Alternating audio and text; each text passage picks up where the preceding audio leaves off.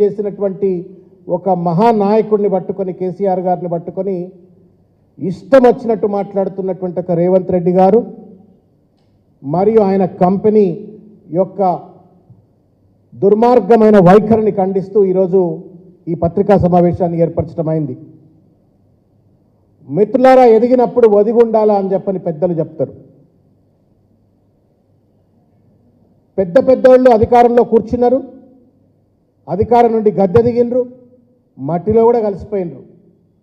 రేపు మీరు మేము మనము ఇవాళ అధికారంలో కూర్చున్న వాళ్ళు కూడా అధికారం దిగక తప్పరు, మట్టిలో గలవక తప్పరు.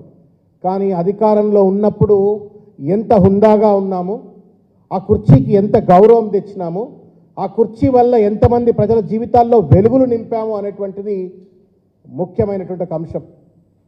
ఆ కుర్చీలో కూర్చొని మాట్లాడినప్పుడు భవిష్యత్ తరాలకు కానీ ప్రస్తుత తరాలకు కానీ ఎంతవరకు ఆదర్శనీయంగా ఉంటాము అనేటువంటిది ముఖ్యం.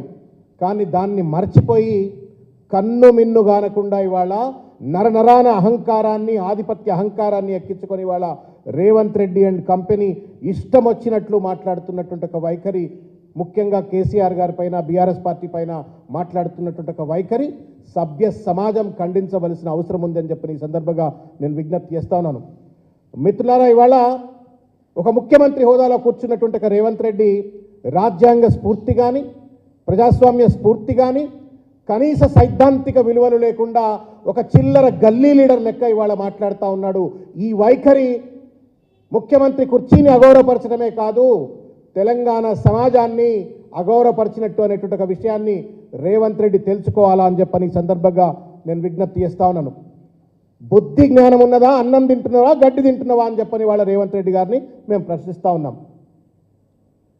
ప్రతిపక్ష పార్టీ ఇచ్చిన వాగ్దానాలు అమలు చేస్తారనే భరోసాతో అమలు చెయ్యమని ప్రజలు మీకు పట్టం కట్టి మిమ్మల్ని వాళ్ళ అధికారంలో కూర్చోబెట్టిండ్రు.